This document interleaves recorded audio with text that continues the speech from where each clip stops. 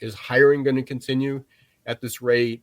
Are the job shortage, labor shortages going to continue at this rate? What do you see happening? Couple factors in there. Yes, job shortages, or not job shortages, but employee shortages will continue. That problem is not going away. That was actually a problem before COVID. I mean, that was not new. It just intensified. I want to circle back around to that. The rate of shortages is likely to go down because the overall economy is going to be going into that slower period of growth. So you won't see businesses trying to expand quite as quickly if they still need to be expanding to accommodate even 2% growth. Sometimes you kind of question how much you really need to expand for that. So you will see that intensity goes down some in 2022 and 2023, but we will still have the shortages. And to your point, we have more demand than we have people for it, and it's coming down to the skills issue. It's coming down to the other aspect that you didn't mention was location. So location was a big issue. Welcome back, everyone, to the Geeks, Geezers, and Googlization Show, the home of Googlization Nation, where we talk with HR and business thought leaders about the crazy shift going on in the world of business, technology, and HR. Here's your host, Ira Wolf.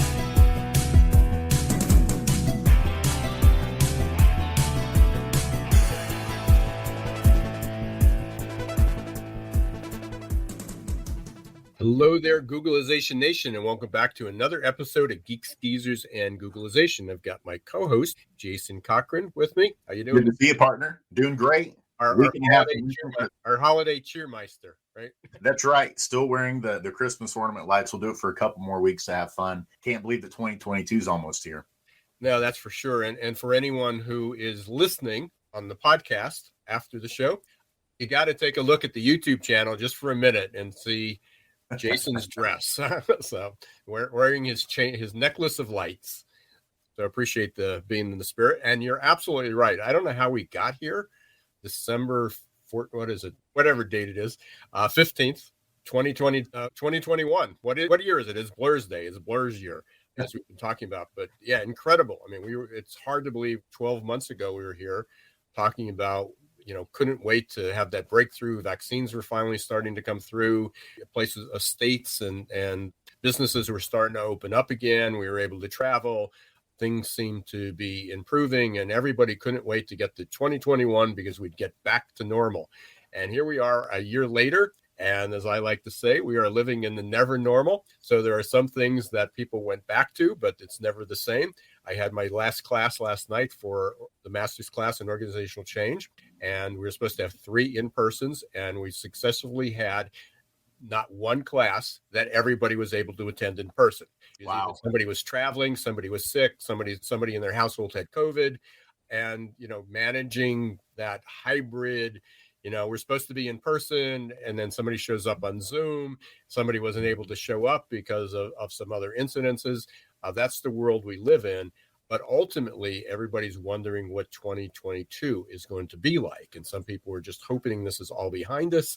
And then there's people like you and me and a lot of our colleagues recognize that this is only the first chapter in what we will be living in for as long as we can see the never normal. But what today is this episode, which in the past couple of years, by the way, has been the last episode of the year. We've had an economic forecast, and we reached out to an organization that I was familiar with when I was speaking and also a member of Vistage or Tech Group, TEC, for years. And ITR Economics used to come on every year, and sometimes several times a year, and give a forecast. And they have a really outstanding newsletter, and now they have some on-demand videos, which we'll hear about. But what's remarkable, and think about this, of predicting the economy, of what the forecast is going to be in many different aspects, which includes employment. Going back to 1985, they have a track record of 94.7% accuracy. Whoa. And then if you break it down and you look at employment, and I can't wait to talk to Jackie Greene in just a minute, somehow they screwed up last year because their unemployment forecast accuracy was 99% going back for years. And last year was only in the 90s somewhere. And think about all those things that go on, and right. How volatile, VUCA, how volatile, uncertain, complex, and ambiguous. the last year was. And yet they still managed to be in the 90% of accuracy. And similarly with the forecast, despite all those disruptions, they were still pretty strong. So they're even better than the weatherman and weatherwomen at predicting the weather for the next day. They're better than flipping a coin. Much better than flipping a coin, giving you some guidance. So everybody wants to pay attention. This is one of my favorite shows because we get all the data, the facts, and they have it. They do tremendous amount of research. So very excited. In the past, we've had Alan Ballou, was one of the founders and one of the partners with his brother. And this year he was unavailable. So we got promoted. We actually got promoted. Yeah, they pushed us up the ladder. And today's show, we're going to have Jackie Greene from ITR Economics. And rather than talking about it, the future, why don't we bring Jackie on and we can get started. Let's do it. Find out, what's going on. So welcome to Geeks Geezers and Googlization, Jackie. You're no longer a GGG virgin, right? Well, thank you very much for having me. So, yeah, I know this is a crazy busy time of the year, for you, wrapping up what's going on. Not that any day or month or week, month or year isn't crazy anymore. But tell us just a little bit about ITR. I gave you a little bit of a build up there, but tell us a little bit that I might have missed, something that our listeners don't know about it. And then we can start talking about what can we expect in 2022. Sure, happy to. I love what I do, so I could talk about it all day long. So ITR Economics, we've actually been around for over 70 years now. So we're the oldest privately held forecasting firm in the country, continuously operating forecasting firm in the country. Brian Bolio bought the company in 1987, but he's been with the company since 1982. His brother Alan, that you mentioned, joined, I believe it was 1989. So they've been at this for a very, very long time. I've been here for about 16 years now, and we love talking with the people who are living the lives. We love looking at the data and talking about that too, and how it actually impacts you. It's economic information, but with application. So it's very exciting for us. Excellent. So let me just relay a little bit of a story that happened last night in class. And I think this is representative. And then again, trying to give employers a picture of what they can expect, because I think everybody's hoping this is going to be behind. Somebody's going to find the magic solution. We're going to have this infrastructure bill. If we ever get that, we're going to have to build back better, whatever form or fashion that may or may not come in. And it's all going to be good. And yet we talk about this continued disruption and evolving. But last night in class, one of the students who was not able to make it, she was the one that was not able to make it in person. In the last week, she's a working mother. She's taking a master's level course. Well, she's a working mother. She's a divorced mother. She's got a young child. She moved in the last week. She changed jobs in the last month. She's taking this class. And then her son, who was in daycare, is COVID positive, so has to stay home for 2 weeks. All this stuff happens. Now, we look at that and go, oh man, I mean, you can empathize with her, you can sympathize with her. The problem is this is happening all around. Everybody has something similar like this, different stories. And that sort of gets lost in the numbers. And I don't think employers recognize that.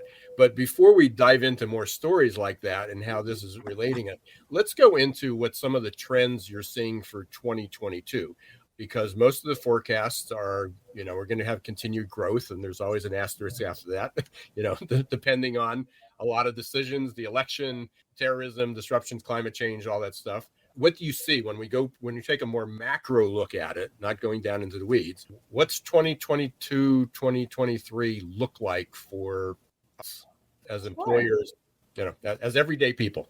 Love to. First, though, I got to tell you, for a little while, though, I thought you were talking about me. I mean, so many of those things. Last month, my kid had to be out of school for 2 weeks. My youngest, she wasn't COVID positive, so we set up one of the offices here at the office for her, and she was scooting around on her scooter. So we all find ways to make it work. So I relate.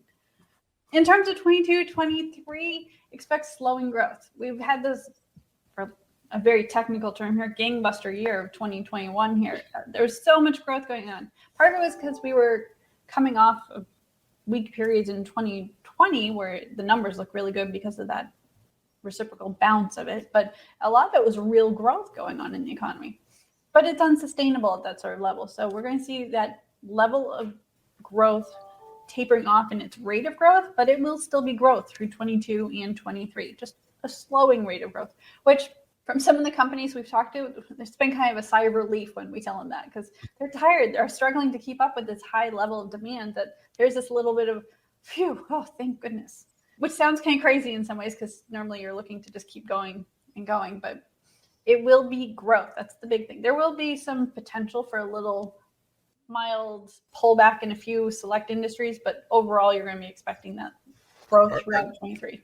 Are there some industries that you're expecting a bigger pullback, or or some are still going to go gangbusters? Are you seeing some different trends there? The main one that comes to mind is one that's always in danger, is kind of the paper industry. That's one of those ones that we're going to see some of that pullback happen. But that's pretty typical. It's more just your normal sort of trends. We were already projecting a slower period of growth for this time in the business cycle. What's going to be normal is going to be normal. Economically, we're getting back to normal. Part of what caused some of that extreme growth in 21 was all the stimulus spending and all the checks that everyone was receiving. That caused a big part of our supply constraints as well, because we all had so much more money to spend, and we couldn't spend it at restaurants, we couldn't spend it traveling, we couldn't spend it going out to concerts and all sorts of things like that. So we were buying goods, and we had so much disposable income, we were buying lots of goods. Retail sales are at record high. GDP is back to a record high level. So it's really just coming back down to normal, because we couldn't continue at level forever. While the numbers at a high level don't mean anything to a lot of people, whether we're growing at 2% or 3% or 4%, can you just give some perspective? I mean, what rate of growth were we at? And when you say we're slower, how slow will it get? Let me give you an actual number, just because I like to give real numbers. That's the economist. That's why you're here. You got them.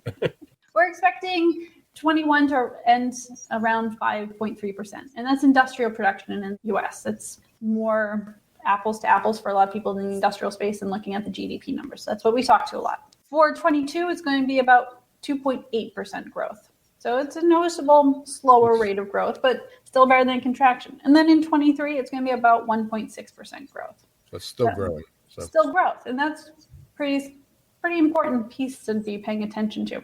And just for the record, all those numbers are coming straight from our ITR trends report. So that's nice and handy, and I access it on my phone wherever I am when someone else asks me that question, because economists nerd to me, I somehow get asked that question all the time. And the website's going across the bottom of the screen, and so people can go up there. And I know you have a number. We can talk about that at the end, but you have a number of different subscriptions that people can access this. I can verify that they are well worth getting that information. It's amazing what you come up with and staying ahead of. So I think it's important, because as people are going back, and we work primarily, and we'll get into the jobs in the labor markets, what that's going to look like. I got off 2 calls this morning, and people are really expecting that hopefully things will slow down so we can get caught up. But if we're still going to have continued growth, it's not a contraction or a significant contraction that's just going to give us a lot of free time that we can have time to fix things up, because we're still going to be moving forward, and there's still going to be growth, which means we still are going to be just falling further behind slower. I'm not sure if that's an optimistic or pessimistic way to look at that. I try to put myself out there as a pragmatist and a realist, so maybe it's just there, but relying on the facts. Let's talk a little bit about jobs. We've seen a lot. We've got all these titles and names.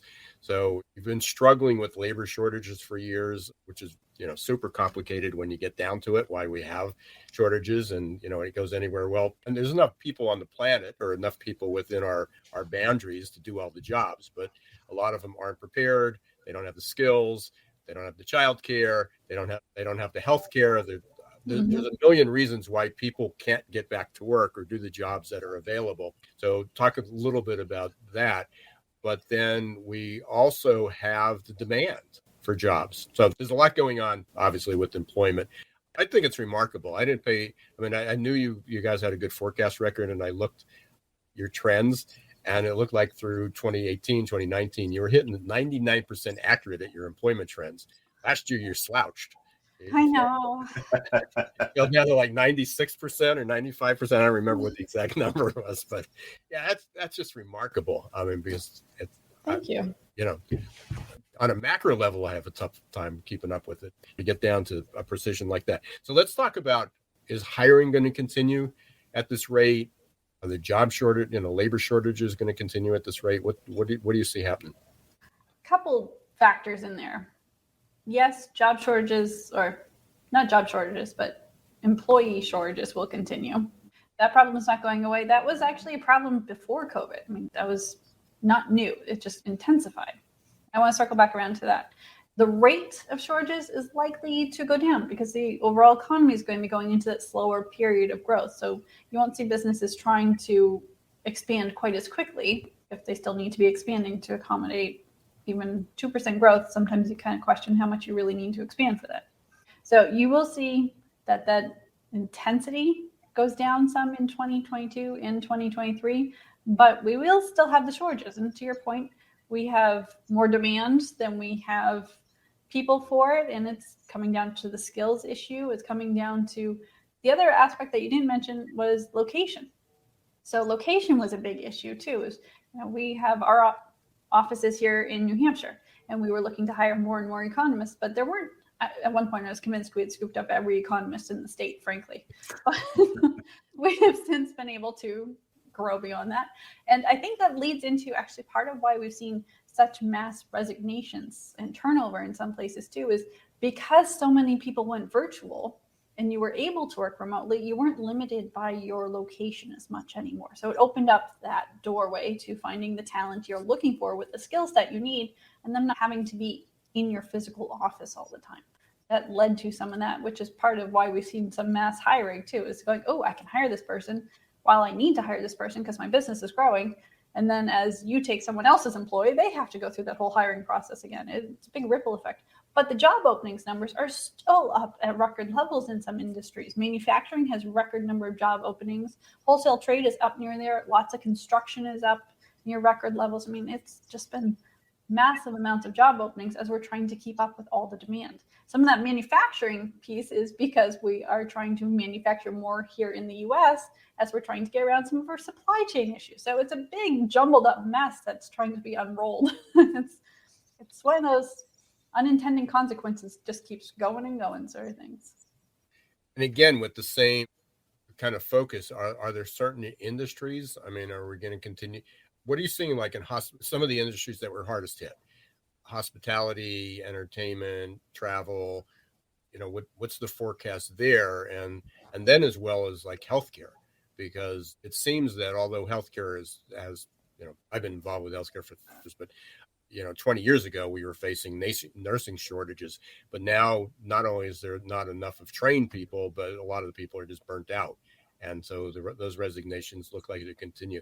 So in a couple of those industries, what are you expecting to see? More of the same or different?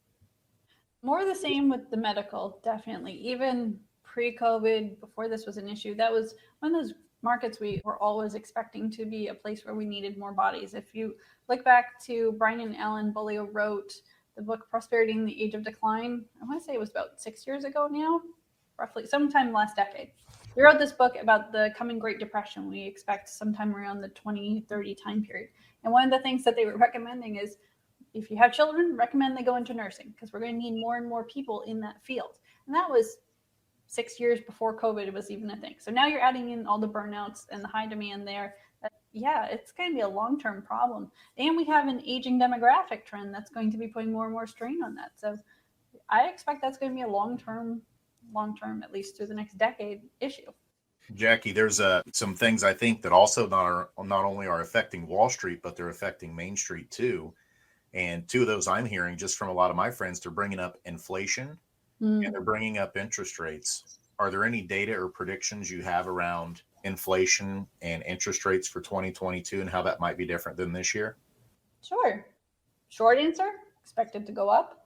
Longer answer, we can get into all sorts of specifics of, we here at ITR will actually break it down into your specific pieces. If you're looking at your own industry, steel prices, or all sorts of different components, we can break it down into lots of different ways of what your input costs are, basically. Overall, though, expect it to go up. Part of that is the unintended consequence of all the stimulus money. So as we were all having more disposable income and rushing out to buy stuff, it creates that demand, which creates that increase in prices, as well as, even if you take it back even further, some of the tariffs and trade issues that we had even pre-COVID created some of this problem. So it's not going to go away. It will ease in the rate of rise, but it won't go away in terms of prices will still go up. Yeah, we're up to, I have 4 sons, and one of them are a set of twins that are 1.5. And so Aww. We're going through about 10 gallons of milk a week. And I've noticed on our grocery bill, just the milk alone, we've almost doubled the amount we're spending on milk. So what you're telling me is I'm going to have to take out an additional account here, find some extra revenue for milk this next year is what it sounds like. Okay, I got to ask a logistics question. How many times do you go to the grocery store for that? Because I can't picture fitting 10 gallons of milk in my fridge on top of everything else. Oh, yeah. My wife gets quite a few looks. Between the orange juice and the milk, she basically fills up one cart just with those 2 items. Oh, my goodness. Yeah. And they have a refrigerator tractor trailer out back, right? That's right. So there's so many things, so many different areas that we can go off. And you said earlier you were going to take a deep dive. I don't know if you went in. I know Alan and his brother, wrote the book 6 years ago. I've been talking about this perfect labor storm since 1999, right before the dot-com boom, when basically the terms, if anyone can fog a mirror, or warm body hiring, you got hired. And we sort of reached that state for some jobs, although we have much more knowledge jobs and service jobs and skill-based jobs than we did back then. But even then, we had this booming economy. So that's come around. But some of the trends, and I don't know if you were going to get into this, is when people talk about labor shortages and they go, oh, it's because of those darn millennials and Gen Z. They just have a horrible work ethic, or it's because baby boomers retiring, or you mentioned maldistribution. People are just not located in the right place. And that problem could somewhat be taken care of by doing more virtual or hybrid work. That you can reach where the people are for many of those jobs, but ultimately some of these trends have been coming along for decades. One thing that I would look for, and I'd look for your input on, is just the participation rate. I don't know if you can comment on that. If not, but basically, there's just less people, percentage of our population that's working. Yes. So a couple of things I want to hit on there, if you don't mind. One of them was, you mentioned the whole hiring if they fogged up the mirror sort of thing. I was actually talking to a couple people in the service industry just yesterday, 2 separate companies who they went through that period, or returning from the pandemic. Since then, they've gone back to this isn't worth it. We really need the right skills. So that's good to hear, since that's our business. So I appreciate that. In terms of participation rate, yes, we still have some skewing in there because not everyone's come back post-pandemic initial shutdowns. We had a lot of, and I certainly don't mean this to sound sexist or anything, but it's just a data fact. So there were plenty of women who left the workforce to be the primary caregivers when their kids had to be home from school. And so they haven't all come back yet, even though some of the schools are opening back up. We did see a lot of people retiring early because of the pandemic. And so that reduced some of the labor force available. To your point about the millennials, some of the data is showing that they were slower to enter the workforce than other generations ahead of them. Not that they haven't, depending on which part of the millennial bandwidth they are at this point, but they waited a later age than past generations. So that's something we're actually still diving into here at ITR Economics, trying to figure out more of the why behind that. And is that just a blip, or is that something to be worried about with the next generations below them?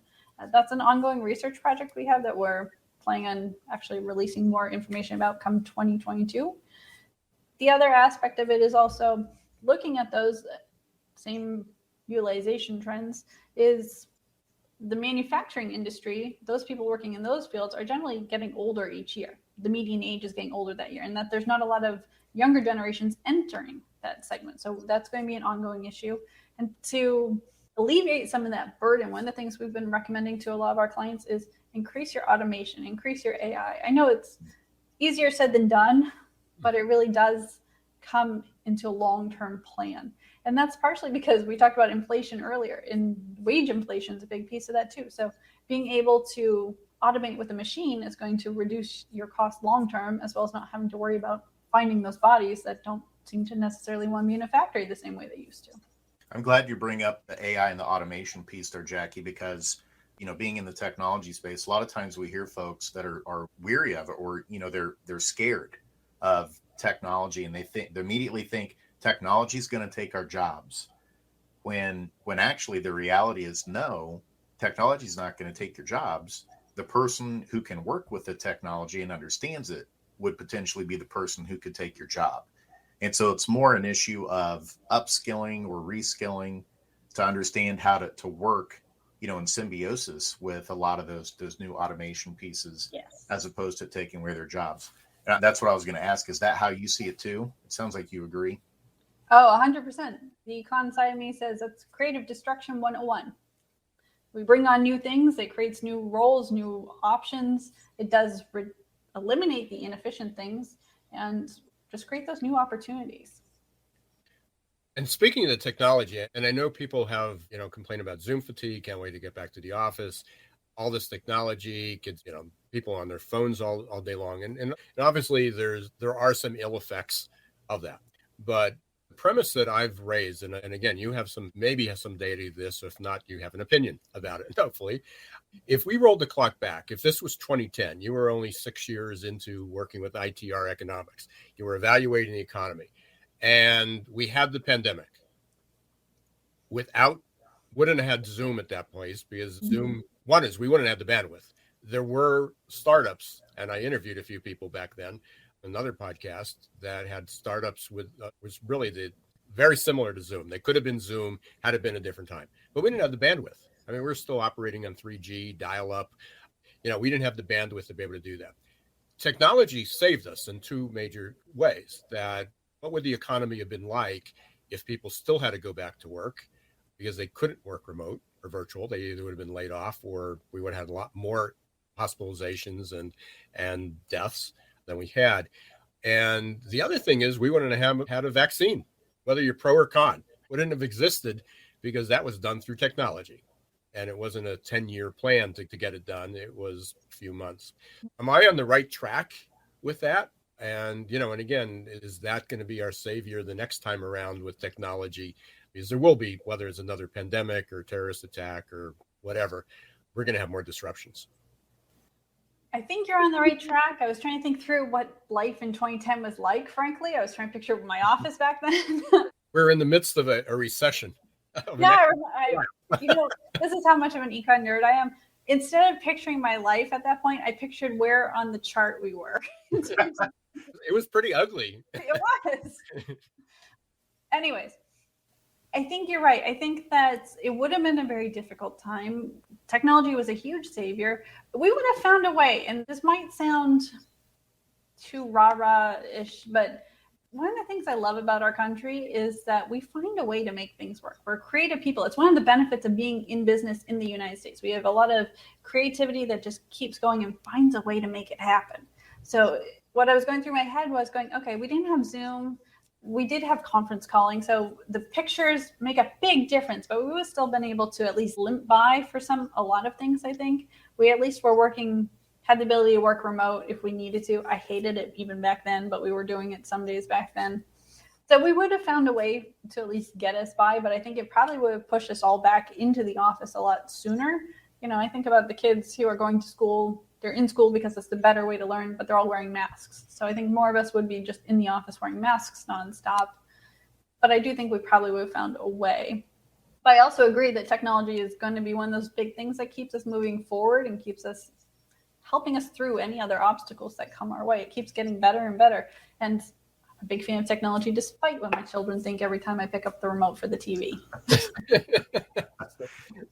We are going to take a really quick break. We've been talking with and listening to Jackie Greene from ITR Economics, who, again, I will reiterate this, has a remarkable almost 95% accuracy rate in what the future is going to be. So you need to pay attention to 2022, 2023. When we come back, we are going to continue that conversation. We're going to find out what are some of the promising trends that we have coming up. Right now, we're going to hear from one of our sponsors, Success Performance Solutions, and stay tuned. We'll be right back. Change doesn't pick favorites. No matter who you are or where you live, the year 2020 was filled with one unexpected challenge after another. According to the authors of The Adaptation Advantage, we are incredibly well prepared for the past, but woefully unprepared for the future. That leaves millions of people feeling scared, worried, frustrated, and confused. Whether you're the owner of a business or a worker out of a job, adaptability is now an essential skill you need to ride the next wave of normal. The good news is that science shows that adaptability is learnable. Adaptability gives us the confidence and courage to think about change and embrace opportunity in the right way. Adaptability gives us hope for a better future. And goodness knows we need hope. Are you ready to embrace change and double down on your future?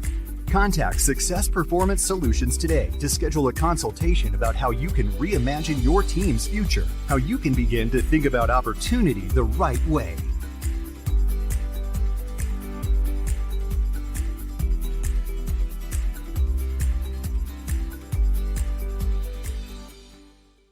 Welcome back, everyone, to Geeks Geezers Googlization. Thank you for being part of Googlization Nation. We're talking with Jackie Greene today from ITR Economics. I highly recommend you go up to their site, itreconomics.com, and check it out. They've got a lot of good reports, but right now we are hearing from, we're going to be talking about what are some of the promising trends. You just heard the commercial about adaptability, hope, and opportunity. Let's talk about what are some of the things that you see really promising there, Jackie, that we should keep an eye on, or what should we keep an eye on to see as a business owner or as an employee about jobs?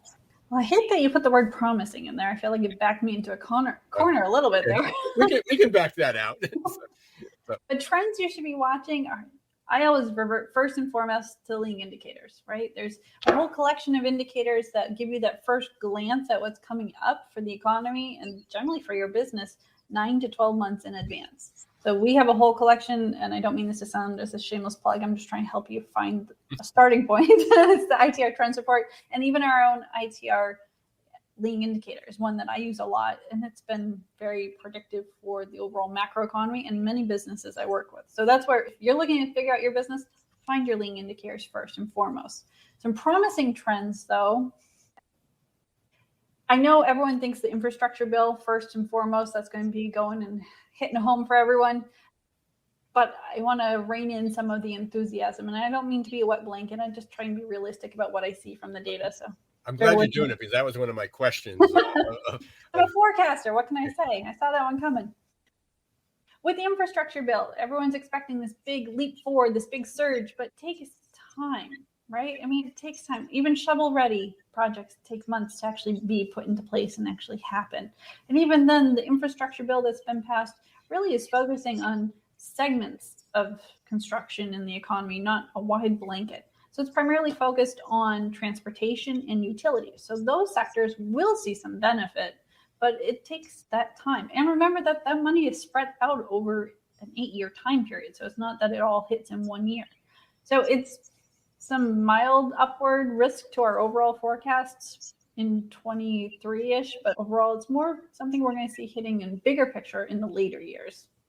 There will be some mild impact in the near term. And one of my concerns with that is that there's shortages, especially construction, in the trades, in the manufacturing, the supply chain, and the products and all that. So it's good news that we're going to be fixing the infrastructure, but it still hits the, going to supply chain, labor markets, where are we going to find people to be able to do all those jobs?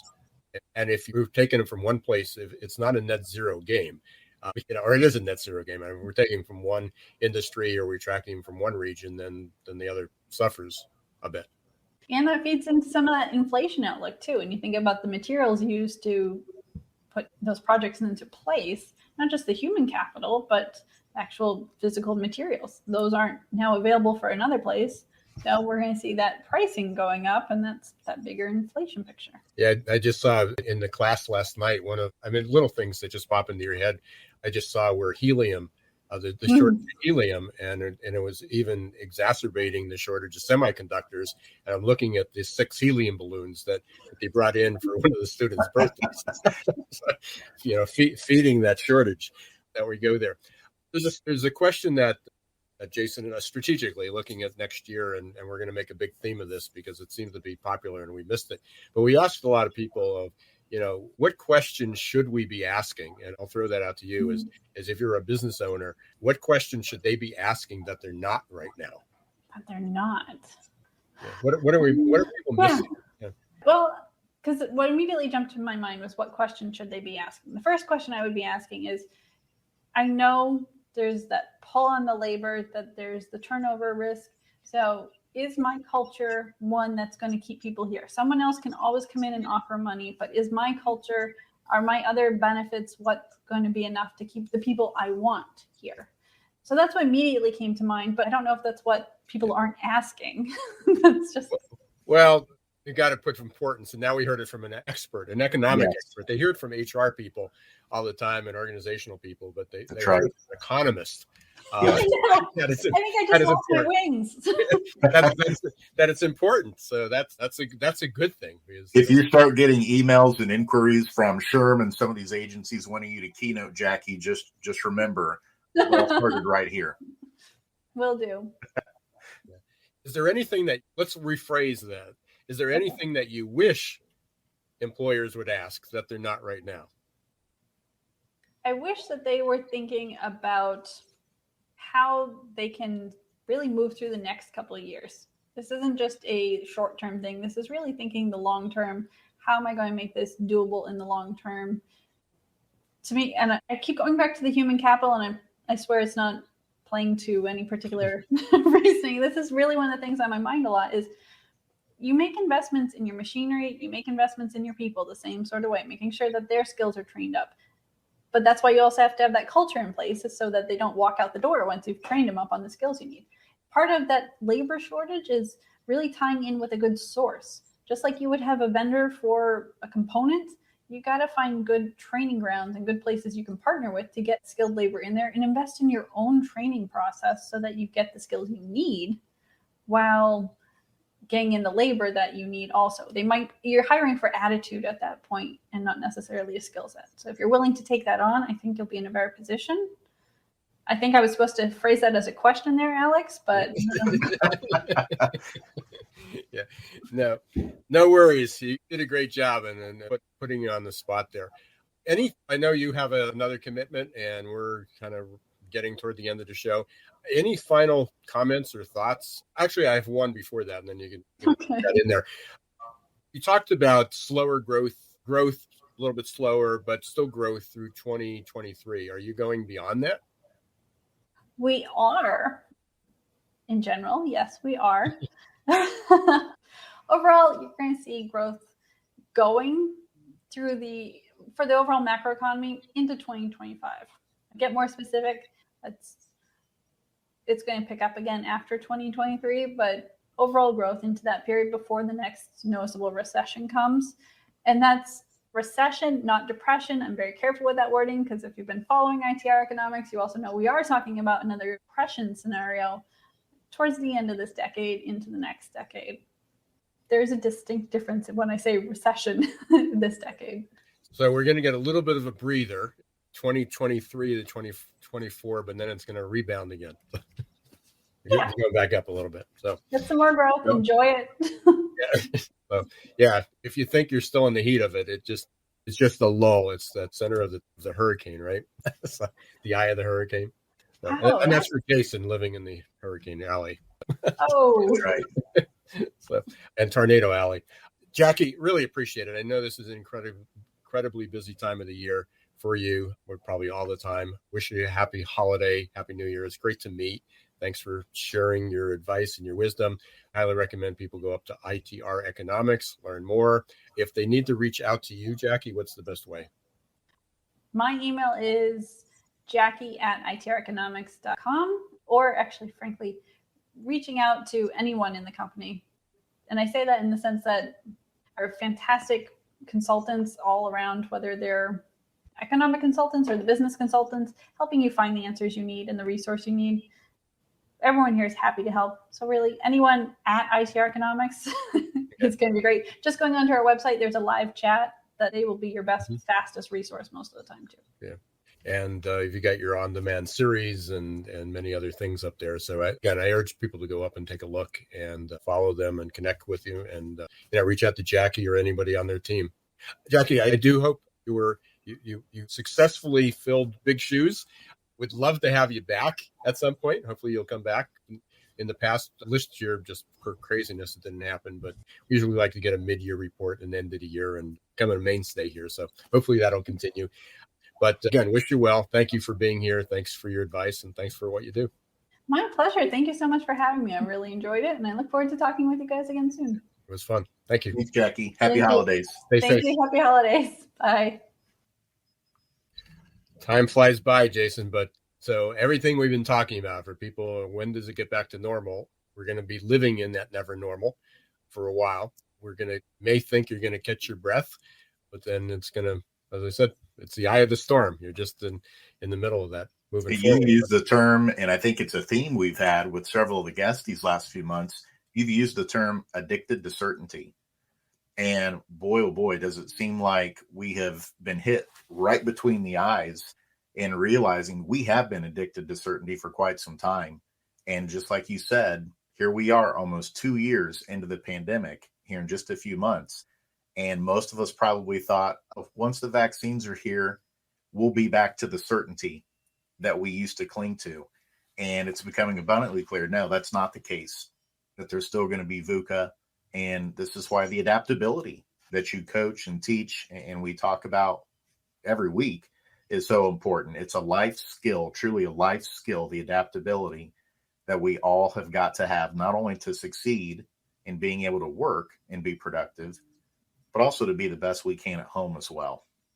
Yeah, you keep going through these examples and people keep throwing it out. And I look at, I can't think of a single thing that any human being is not going to face, but having to change their behavior a little bit.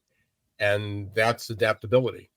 And the analogy to addicted to certainty, and you're, being a psychologist, and this is your background, you're probably familiar with it. But I went up and I looked at what are the stages that people go through with change, and it took me to the 5 stages or 6, depending on whose model it was, of what people go through with change. And they talked about the pre-contemplative stage that people don't even recognize it, or I'm just not going to do it. I don't believe it's true. I don't think we have to do it. And there's a lot of people there. But then it's that, we're at that time of the year too, New Year's resolutions, that I'm definitely going to do something, but I'm going to do it in 2 weeks. We're, January 1st, I'm going to stop eating. I'm going to start exercising. I'm going to treat people better. I'm going to recognize people. But then you have to go to the action step. And it's like 90% of people never take action, or they take it for a day and then it's too hard and they don't know. And the only way you can get through that is really changing your behavior. And that's really what we're talking about with adaptability. It's not just being more flexible, but it's having the skills we certainly need grit and resilience, but having the other skills that we need in order to actively make that change and make it part of our lives. And we will be, people who are addicted to certainty will be in recovery for the rest of their lives. So we'll continue that analogy. And we got some exciting things happen next year after the first of the year, and we will be kind of dripping out over the next few weeks. But before we end the year, and this is usually the last show of the year, we have got 2 powerhouse guests coming up. We have Evan Sohn from recruiter.com. And again, we're going to go take a deep dive into what's going on with that human capital that Jackie was talking about. What is the changes? What are some of the trends he's seeing? How effective those are change, or is it change, or is it just more lip service? And then we're going to end the year, and this is during the break. So if people aren't working, you'll have all the time in the world because you'll be on vacation. Many people will be on vacation. Listen on the pod. The last Wednesday, the 29th of the year, we are going to have Dave Ulrich, who is probably Mr. HR. And, can't wait to have that conversation about where we're going. So the next 2 weeks, we're going to continue on what's ahead. Everybody needs to stay tuned. We really have some outstanding people to be able to get inside their head a little bit, get their advice and go from there. Jason, any final words for today? No, just excited. Love the tee up there. These next couple of weeks, we're going out with a bang, and it's going to be exciting too, to start dripping and sharing out some of the exciting things we've got in store for next year too. So glad to be on this journey with you, my friend. And we're so pleased that listeners or observers, Geeks Geezers and Googlization, thanks for being part of Googlization Nation. If you're not part of it yet, please go up to Googlizationnation.com. You'll be on our newsletter list, be apprised of new events, new happenings, and 2022 will be exciting. So we're hoping to add a lot more to that community as well. Until next week, don't let this shift hit your plans.